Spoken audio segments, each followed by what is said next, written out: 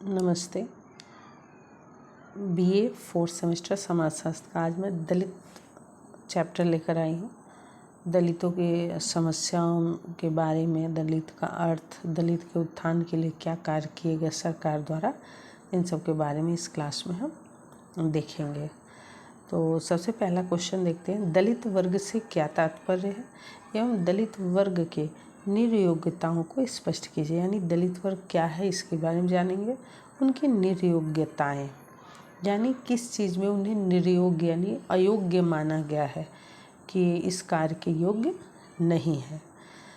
चलिए तो आंसर देखते हैं। अंबेडकर के अनुसार आदिकालीन भारत में इन्हें भग्न पुरुष या वाह्य जाति माना जाता था। अंबेडकर के अनुसार आदिकाल में जब इन्हें भग्न या वाह्य पुरुष यानी बाहर से आई हुई जाति इन लोगों को मानी जाती थी। अंग्रेज के द्वारा उन्हें दलित वर्ग कहा जाता था। सन 1931 की जनगणना में उन्हें बाहरी जाति के रूप में संबोधित किया गया।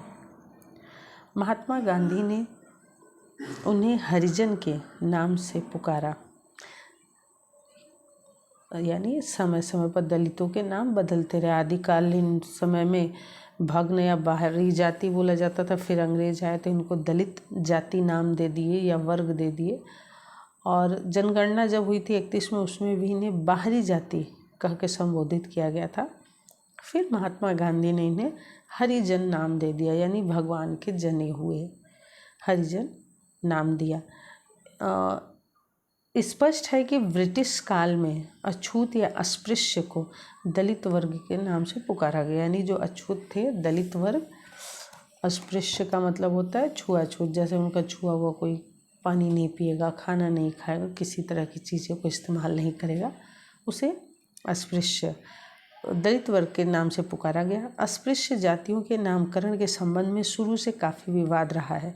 इन्हें अछूत, दलित, बाहरी जाति, हरिजन एवं अनुसूचित जाति आदि नामों से भी संबोधित किया जाता रहा है। यानी इनके समय समय पर अलग अलग नामों से दलित जाति को संबोधित किया गया है।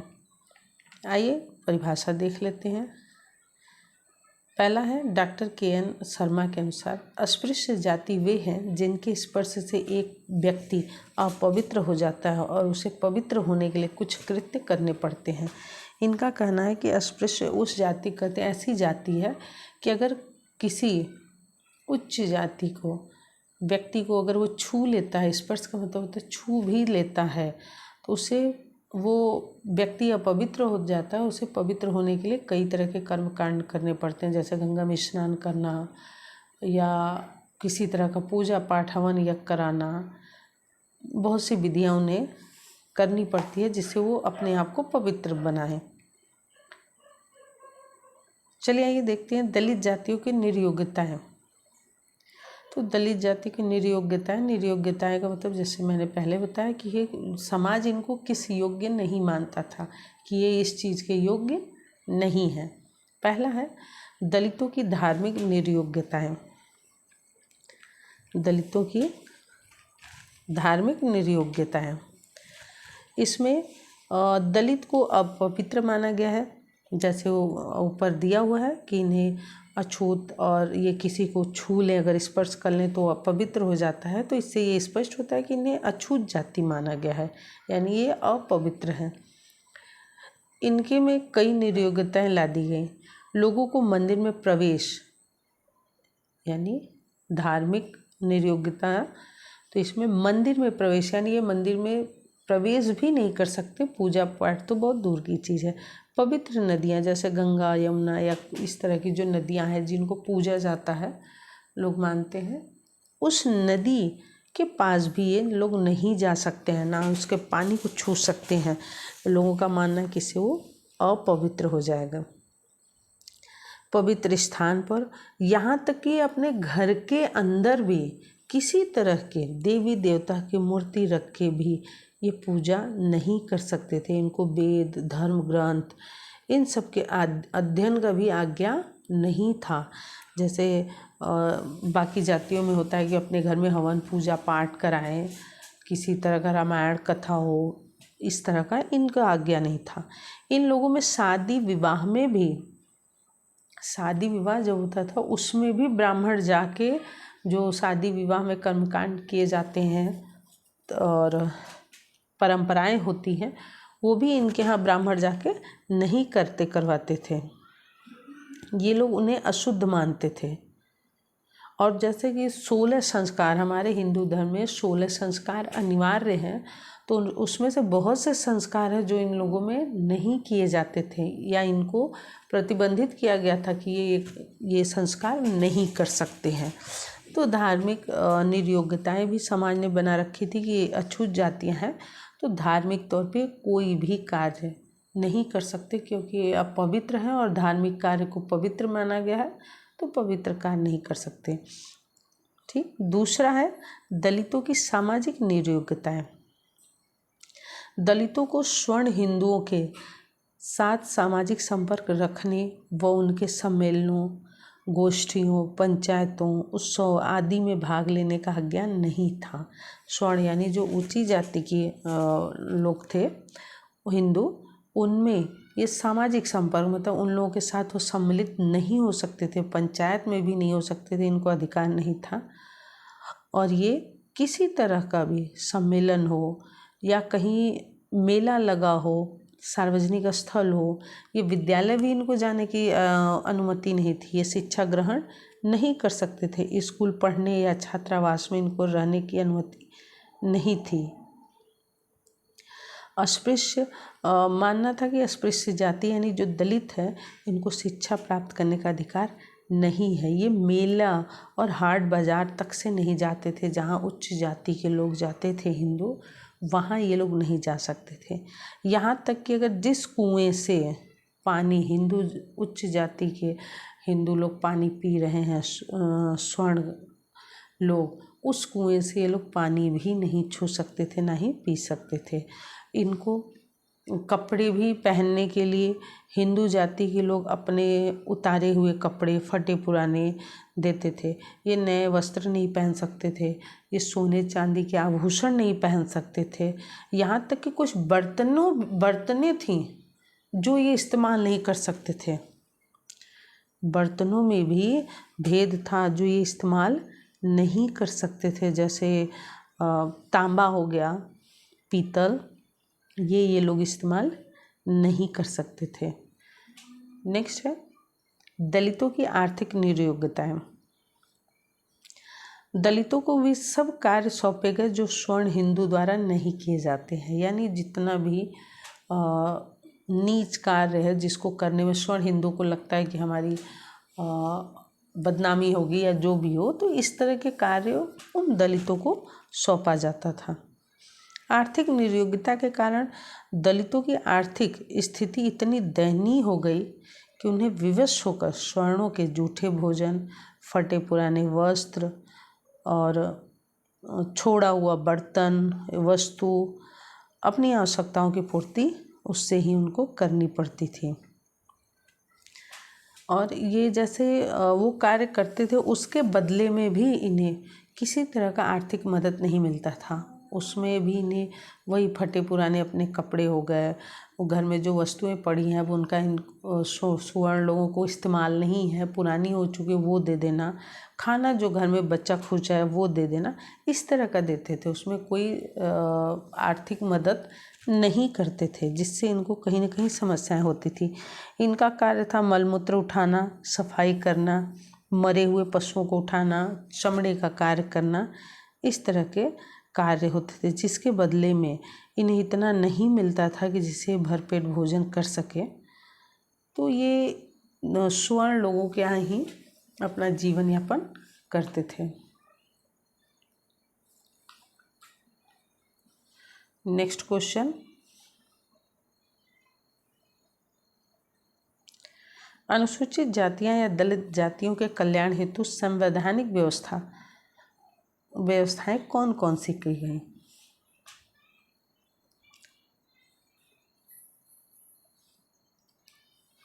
अनुसूचित जातियां या दलित जातियों के कल्याण हेतु संविधान में कौन कौन सी व्यवस्थाएं की गई?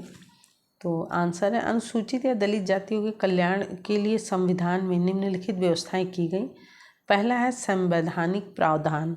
संविधान में अनेक ऐसे प्रावधान रखे गए जिनके द्वारा अस्पृश्यता का निवारण, कल्याण की ओर विशेष रूप से ध्यान दिया गया। जैसे संविधान के अनुच्छेद 15 में कहा गया कि राज्य किसी नागरिक के विरुद्ध केवल धर्म, मूल वंश, जाति, लिंग, जन्म स्थान अथवा इनमें से किसी एक के आधार पर कोई विभेद नहीं करेगा। यानी धर्म हो, किस धर्म का है, किस जाति का है, कुल किस वंश का है, लिंग यानी महिला है पुरुष है, इस तरह का जन्म स्थान, किसी तरह का भी भेद भाव नहीं करेगा। दुकानें, सार्वजनिक मनोरंजन स्थान में प्रवेश करने की अनुमति सभी को मिलेगी। यानी जो सार्वजनिक स्थल है वहाँ सभी लोग जा सकते हैं, चाहे दलित वर्ग हो चाहे स्वर्ण वर्ग हो। अनुच्छेद 17 के अनुसार अस्पृश्यता का अंत कर उसका किसी भी रूप में प्रचलन निषेध कर दिया गया। यानी जो छुआछूत वाला प्रचलन था कि अगर ये छू दिया तो हम अपवित्र हो गए, पवित्र होने के लिए हमें कई तरह के कृत्य करने होंगे, ये कुएं का पानी नहीं छू सकता है, ये मंदिर में नहीं जा सकता, तो जो इस तरह के छुआछूत थे उसको प्रतिबंध कर दिया। और किसी भी रूप में अगर कोई इस पे करता है तो उसे किसी भी रूप में रोक लगा दिया गया। अनुच्छेद 19 के आधार पर अस्पृश्यों की व्यावसायिक निर्योग्यताएं समाप्त कर दी गई। यानी जो अस्पृश्य लोग थे कि ये कोई व्यवसाय नहीं कर सकते, इनका सिर्फ यही काम है कि स्वर्ण लोगों के यहाँ जो कार्य वो दे रहे हैं वो करें, वो दूसरा कोई अपना व्यवसाय या कार्य नहीं कर सकते थे या उनके खेतों में कार्य करें, तो इस तरह का भी प्रतिबंध हटा दिया गया। वो अब अपनी इच्छा अनुसार किसी तरह का भी व्यवसाय कर सकते हैं। अनुच्छेद 25 में हिंदुओं के सार्वजनिक धार्मिक स्थानों के द्वार सभी जातियों के लिए खोलने की व्यवस्था की गई। अनुच्छेद 25 में जो हिंदू मंदिर थी, जैसे रोक था कि नहीं जा सकते हैं धार्मिक स्थल पे, ना ही पूजा पाठ कर सकते हैं, इस तरह का हटा दिया गया। वो लोग भी अब मंदिर में जा सकते हैं, पूजा पाठ कर सकते हैं, अपने घर में भी पूजा पाठ कर सकते हैं। ऐसे निम्न कई अनुच्छेद आए हैं जिनमें उन्हें संविधान में, जिनमें इनके उत्थान के लिए कार्य किया गया है। दूसरा है शिक्षा संबंधी सुविधाएं। अन्य लोगों के समान स्तर पर लाने और प्रगति के पथ पर आगे बढ़ने में सहायता करने के उद्देश्य से अनुसूचित जातियों व पिछड़े वर्गों के लिए शिक्षा का विशेष प्रावधान किया गया। देश के सभी सरकारी शिक्षण संस्थाओं में अनुसूचित जातियों एवं आदिम जातियों के विद्यार्थियों के लिए निःशुल्क शिक्षा की व्यवस्था की गई। यानी सरकार ने सभी, चाहे आदिम जाति हो चाहे अनुसूचित जाति हो, इनके शिक्षा की व्यवस्था की गई और सभी शिक्षण संस्था में इनकी निःशुल्क शिक्षा की व्यवस्था की गई ताकि ये आर्थिक कारण की वजह से पढ़ाई पूरी न सी कोई समस्या न हो। सन 1945 से अस्पृश्य जातियों के छात्रों को छात्रवृत्ति देने का भी योजना प्रारंभ किया गया। यानी उन्हें छात्रवृत्ति भी आने लगी जो अस्पृश्य जाति थे, ताकि वो अपने कापी किताब, पेन और भी जो खर्च है शिक्षा से संबंधित उसका भी वो आसानी से वहन कर सकें। और इन्हें कई ऐसे मेडिकल, इंजीनियरिंग, औद्योगिक शिक्षण संस्थाओं में भी प्रवेश हेतु व्यवस्था की गई, यानी इन सब जगह भी ये प्रवेश ले सकें और आगे पढ़ाई कर सकें। तीसरा है सरकारी नौकरियों के प्रतिनिधित्व, सरकारी नौकरियों में प्रतिनिधित्व। अनुसूचित जातियों के लोगों को उच्च शिक्षा प्राप्त करने, अपनी आर्थिक स्थिति में सुधार करने तथा उच्च जाति के लोगों के संपर्क में आने को प्रोत्साहित करने के लिए सरकारी नौकरियों में स्थान सुरक्षित रखे गए। यानी कुछ सरकारी नौकरियों में आप देखेंगे, हर सरकारी नौकरी में 1-2 सीट, मतलब कुछ सीटें जो होती हैं उनके लिए सुरक्षित होती है कि इस सीट पर इसी जाति के लोगों का ही सिलेक्शन होगा, नियुक्ति होगी, दूसरी जाति का नहीं होगा, वो खाली रहेगा। लेकिन जब भी होगा दलित जाति के ही लोगों का उस पर नियुक्ति होगी, तो उसमें संरक्षित किया गया ताकि इससे भी उन्हें आगे बढ़ने में मदद मिल सके। नेक्स्ट है विधानमंडल एवं पंचायत में प्रतिनिधित्व। संविधान में अनुसूचित जातियों के लिए उनकी संख्या के अनुपात में राज्यों की विधानसभाओं तथा पंचायतों में स्थान सुरक्षित रखेगा। यानी जो राज्य का विधानसभा या पंचायत है उसमें भी इनके लिए सीटें सुरक्षित रखी गई हैं। उस सीट पे भी इन्हीं के सदस्य की, इसी जाति के सदस्य की नियुक्ति होगी, दूसरे जाति के सदस्य की नियुक्ति नहीं होगी। इस समय लोकसभा के 543 स्थानों में से 84 और राज्य की विधानसभा में 4072 स्थानों में से 562 स्थान अनुसूचित जातियों के लिए सुरक्षित रखे गए। यानी जो हमारा लोकसभा है उसमें 84 सीटें हैं जिनमें दलित जाति के लोगों की ही नियुक्ति होगी, दूसरे जाति की नहीं होगी। और राज्य विधानसभा में 562 स्थानीय लोगों के लिए सुरक्षित किया गया, जिससे इनका उत्थान किया जा सके, इनके कल्याण कार्य के लिए एक किया जा सके। नेक्स्ट क्वेश्चन, उत्तर प्रदेश के दलित की स्थिति एवं उनके कल्याण हेतु सरकार द्वारा किए गए प्रयास को स्पष्ट कीजिए। यानी जो उत्तर प्रदेश में दलितों की क्या स्थिति है और उत्तर प्रदेश सरकार ने उनके कल्याण के लिए क्या कार्य किया उसके बारे में जानते हैं। उत्तर प्रदेश के लगभग 85% दलित परिवार के पास mobile, telephone, radio, TV, computer, laptop, cycle, motorcycle जैसे साधन है। वहीं महाराष्ट्र और गुजरात जैसे धनी राज्यों से बेहतर स्थिति है हमारे उत्तर प्रदेश के दलितों की। ये दलित कल्याण हेतु सरकार द्वारा किए गए प्रयास देखते हैं। पहला है अनुसूचित जाति के छात्रों को तकनीकी सुविधाएं उपलब्ध कराने से के लिए पॉलिटेक्निक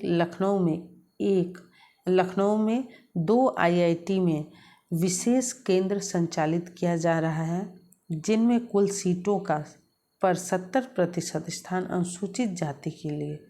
यानी जो IIT कॉलेज लखनऊ में है उसमें 70% सीट हो गई आपकी अनुसूचित जाति के लिए, 15% हो गए पिछड़े वर्ग के लिए और 15 अन्य सामान्य जाति के लिए है।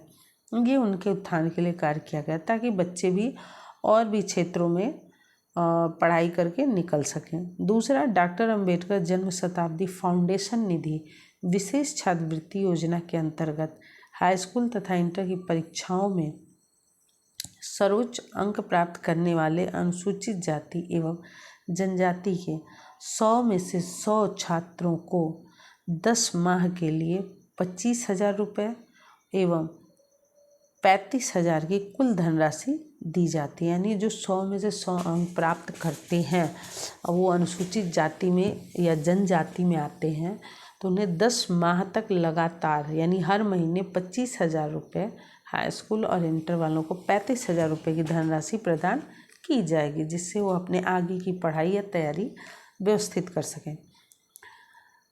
तीसरा, 93 संवैधानिक संशोधन 2005 निजी शिक्षण संस्था में अनुसूचित जाति, जनजाति एवं सामाजिक शैक्षणिक दृष्टि से पिछड़े वर्गों को आरक्षण का लाभ दिया गया। नंबर 4, अनुसूचित जाति की कन्याओं हेतु अनुदान राज्य सरकार अनुसूचित जाति की कन्याओं के विकास हेतु 10,000 तथा उनके पारिवारिक जनों की चिकित्सा हेतु 2,000 की सहायता प्रदान करती है। नेक्स्ट क्वेश्चन ऑब्जेक्टिव है, शूद्रों के लिए आर्यों में किन किन शब्दों का प्रयोग किया गया।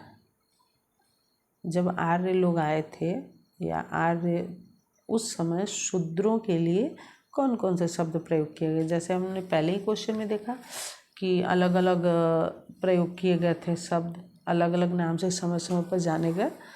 तो आंसर है अनवृत्य, अंश व मिह, मृह, वर्ग। भारतीय समाज और संस्कृति के लेखक कौन है।